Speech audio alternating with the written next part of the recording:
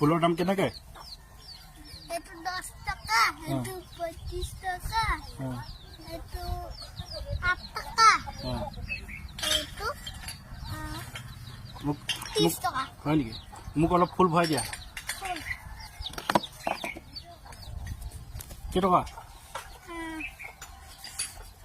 গতি কৰি যোৱা।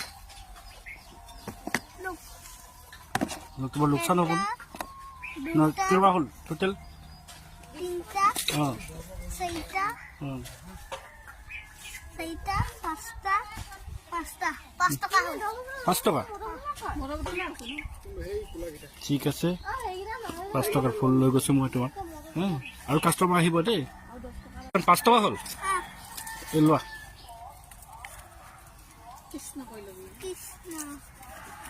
যাত্ৰা